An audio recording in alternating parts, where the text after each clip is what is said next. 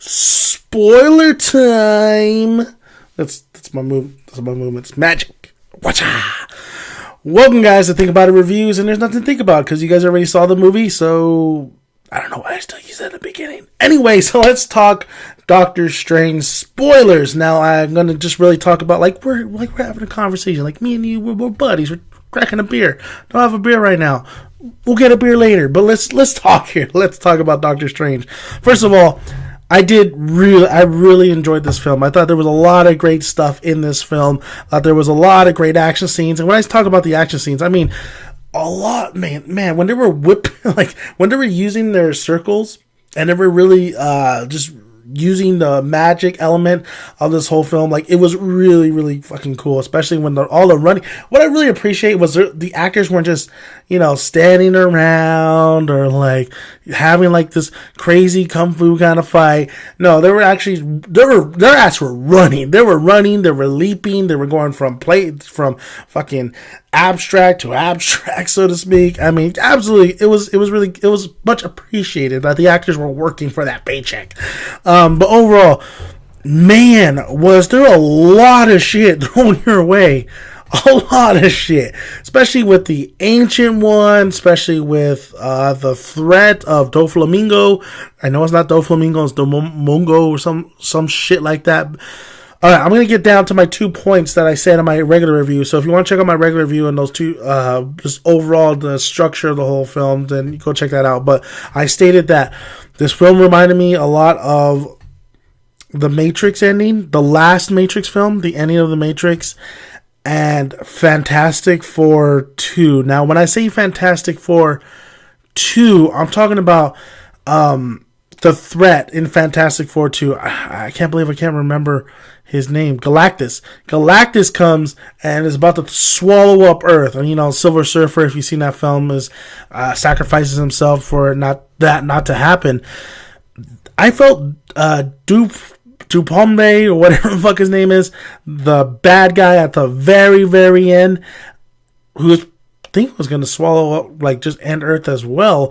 This guy, or this thing, was basically the Galactus of this film, and he only shows up at the very end. And what I did like, though, was Doctor Strange, Stephen Strange, able to turn back time. Definitely turn back time, and just like not necessarily. Well, first turn back time so the collateral and the damage and all that stuff didn't happen.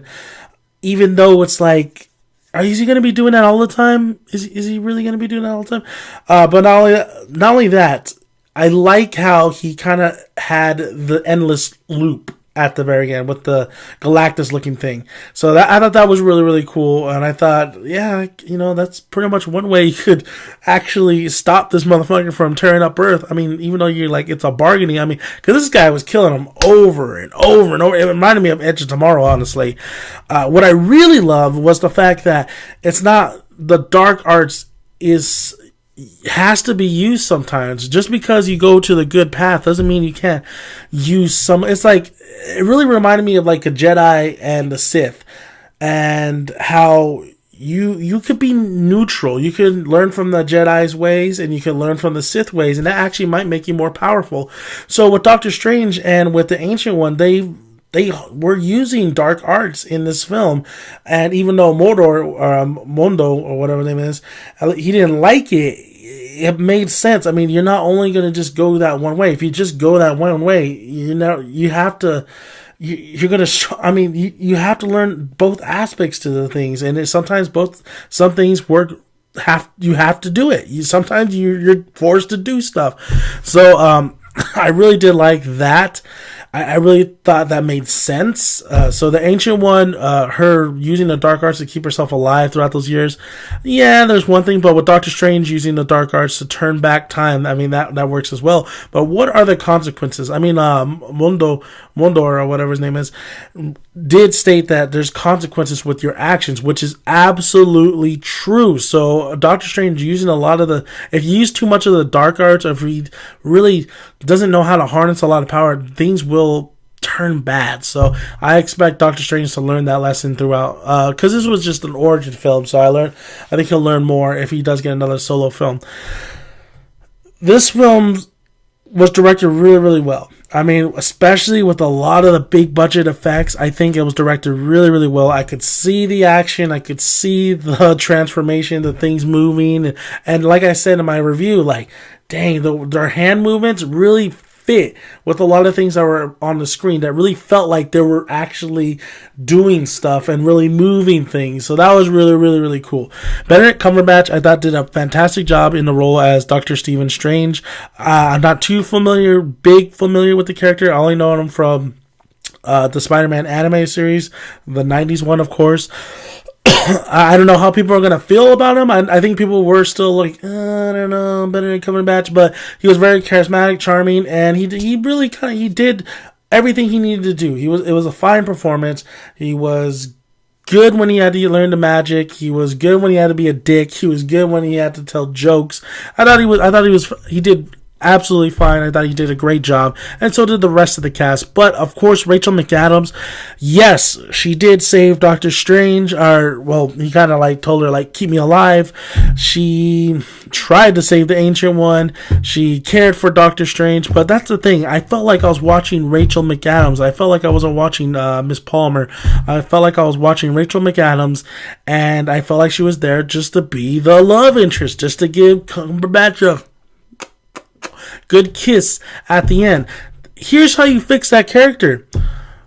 How about not the love interest and actually just a fellow rival on what they do? You know, a doctor, somebody who is a rival yet respectful of Strange, and Strange right back. I mean, somebody, they care for each other, but yet they rival each other. You know, you could had a lot of better comedy moments off that, but.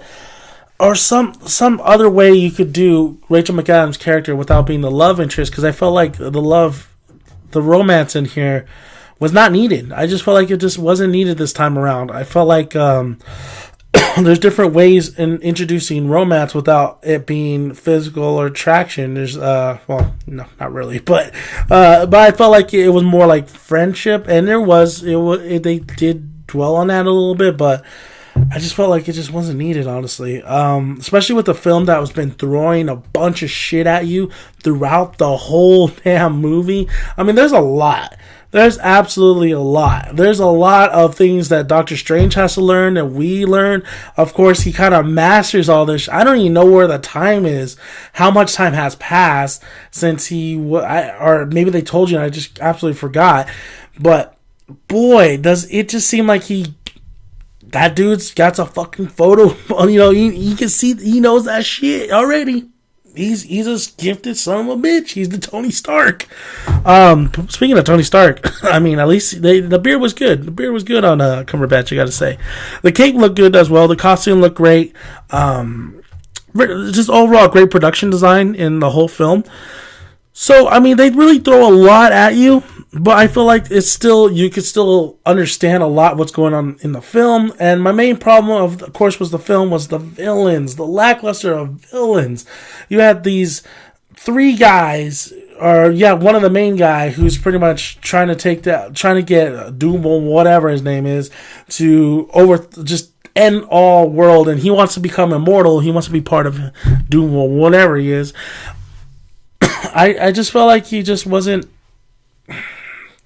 He wasn't he just was bland to me. He was very bland. He was good in the action sequences, and the conversation he has with Cumberbatch was actually pretty good. The dialogue that they were exchanging, and how Cumberbatch or Strange was like, "Oh, you're not going to put this thing back on you," when he was trapped. But I just felt like he was lackluster. He wasn't. There was nothing to the villain. He didn't look like he was having a very good time, honestly. Which you shouldn't, I guess, if you're a villain. But I just felt like this guy was just this. He made the movie go forward. He didn't stop and make us go, holy shit, who is this guy? He made us go like, all right, we're getting there to the end. What time is it? We got 30 more minutes. I just felt like this guy, he did well with the action scenes, like I said, but he just really, his villain is going to be forgotten once again, just like Thor the Dark World, that one dude, the elf guy, he's just going to be forgotten. bye. Like I just felt like the villains in Marvel movies are just absolutely lackluster, and that's what. Well, I don't want to say that's what DC does better. I mean, Christopher Nolan, of course, his villains is absolutely awesome. I'll even say Man of Steel. I loved Fedora. I thought she was great. General Zod could have been better, honestly, but Michael Shannon, I love Michael Shannon's General Zod. Justice League, Doomsday was absolute Lex. Like, the villains in those movies are just absolutely terrible. Like, though they're bad. Batman v Superman's villains were terrible, but with Marvel movies, the problem is they're not bad. It's just they're lackluster and they're forgetful. They're very forgetful. The only ones that we really cater to is probably Loki and Ultron, but Ultron wasn't even that big of a threat if you think about it. And Thanos is the big baddie, but we've only seen glimpses of this guy. We don't know how big bad he's going to be until Infinity Wars. Well, it's not called Infinity Wars yet, but I'm going to call it fucking Infinity Wars. Overall, I think Doctor Strange is a great entry into the Marvel film franchise. He's an interesting. What this movie's got for it is interesting all over the place. It is a very, very interesting world. It's a very interesting character. This world, I would love to see Doctor Strange 2. I think this world that they built and a lot of the different dimensions and a lot of things that could happen. They even like put out that there's different universes, there's different Earths, and that I was like, oh shit, dude, that's like the comics, There's actually one Earth that's just the Marvel heroes are all zombies, so like, and then Deadpool actually does a lot of time traveling, and so does the X-Men though, but absolutely, that's well, it's not time, but I like the use of bringing in the sorcery and the magic into the Marvel world. I think this was a great way to introduce it. I think it was a great explanation about how Marvel's are basically the guardians of the physical world, while we are the guardians of the dimensional world, and that's really cool. I really like that, and I thought Doctor Strange was actually a very, very interesting and good character, and I cannot wait to see him team up with Thor. I don't think he's going to be throughout the whole film of Thor Ragnarok, but he's going to have a couple scenes where he's like, oh, this is where you need to go. I won't go with you because I don't want to, but you go. So I can't, or well, then again, like Thor said, like he brought Loki to New York. I don't know.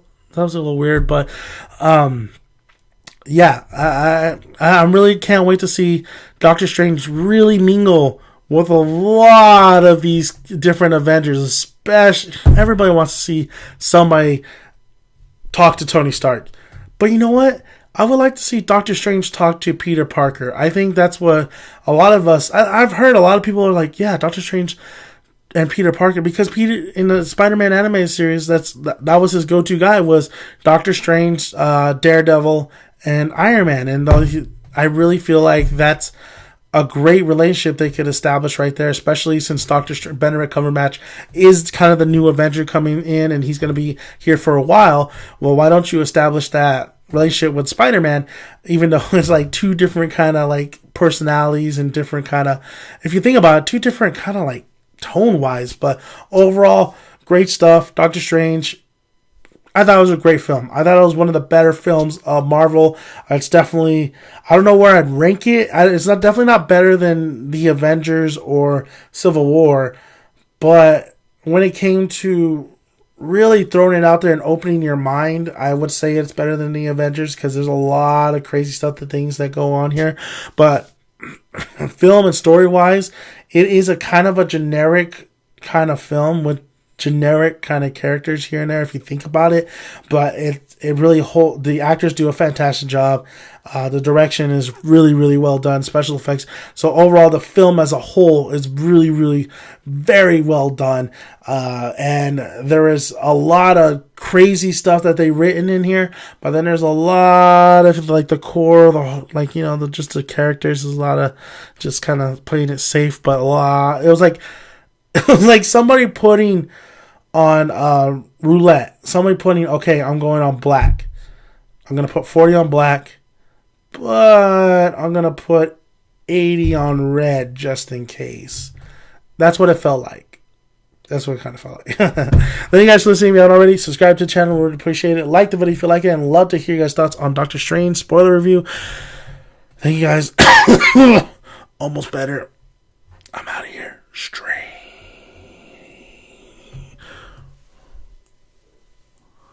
Did it do anything? Oh, okay.